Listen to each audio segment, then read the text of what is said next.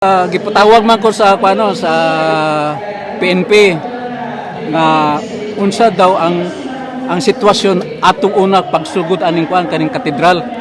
Unya akong gi-explain sila ha na pagpalit aning yuta naa ni siya kanana siya dako nga punuan sa buli dinhi bandaha. Tapos naa siya poy tulo ka buklunangan. Kay katong katong kining tag-iya ning yuta naa sila kanang karabaw. So naa sila lunangan tulo ka buok. Wala daw kabalo kung pila ka buok tong karabaw, pero nay mga anak ang karabaw. So dako ka ilang lunangan. Pwede dako So ang pangutana sa pulis, kaya pwede Tagalog. Tagalog. Ang tanong ng mga pulis, ang tanong sa mga pulis, ano daw ang ilalim daw dito? Kay may nakita sila sa ilang device na malaki daw parang walang laman ba, butas butas. Sabi ko dati dito kanang farmer farm, tapos may malaking butas dito na diyan magligo yung kalabaw nila. Sa Bisaya pa lunangan. So ganun, gi-explain ko sa kanila. Tapos sabi yung isang pulis na bakit bakit malaki ang butas? Sabi ko marami kasing kalabaw nila mayroon pang mga anak So medyo malaki yung nila, yung liguan ng mga kalabaw o lunangan sa Bisaya.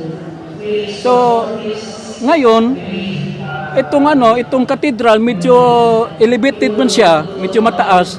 So ang mga dito medyo pag-bulldoze dito, ang mga tinambak dito nilagay ang mga tinambak. So yung yung lunangan, ang tawag lunangan, yung doon yung mga kalabaw, magligo yung mga kalabaw. So gitambakan yun siya.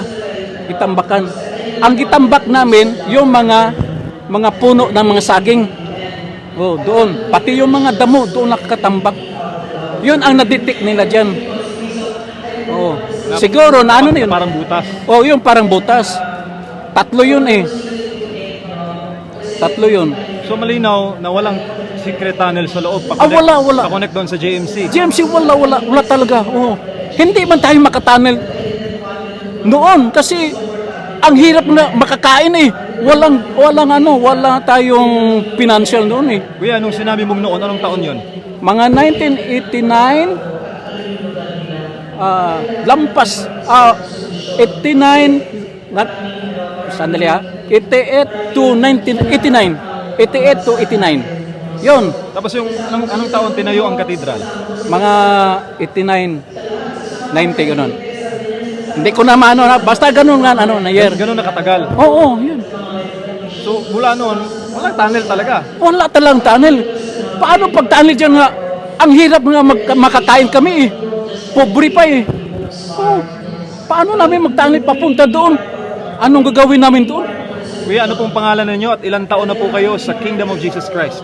Ako po si Crisanto Aparece. Na-convert ako dito 1981. Kasama ko si Pastor.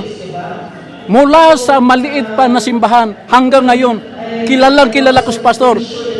Kasama ko si Pastor araw-araw dito sa compound. Kasama ko talaga si Pastor. Yun lang, yung issue ninyo kay Pastor na rapist, hindi katotohanan yun. Mali yun, mali. Kasama ko si Pastor. Ayaw ni Pastor mag-asawa Kaya ako Ako din. Marami akong kasama dito na single. Ako, mga babae dyan, marami. Kung gusto lang ni Pastor mag-asawa, noon pa, sa Villamor, maraming mga dalaga ng gwapa. Mga mistisa pa. Mga puti pa. Diyon si Brenda, naku. Tinulungan lang yun ni Pastor. Pagkatapos, ngayon, mag-ano pa siya? Mag-akusar pa kay Pastor na nag-rape siya. Napakarumi naman to si Portugal. So, ganun lang mga kapatid, dito sa katedral, walang tunnel. Totoo yan. Yung GMC, sabi nyo, may bunker. Pagtayo dyan sa GMC, nandyan ako nagbutas para sa pundasyon. Anong taon yun, kuya? Anong taon? 2004, 2005, Parang gano'n eh. 2003. ganun. Oo, parang gano'n siya. Basta pagtayo sa GMC, walang butas yan. Nandyan ako paghukay dyan sa foundation. Oh, nag-ikot kami, ako, si Pastor. O, alam namin, pati yung engineer, alam.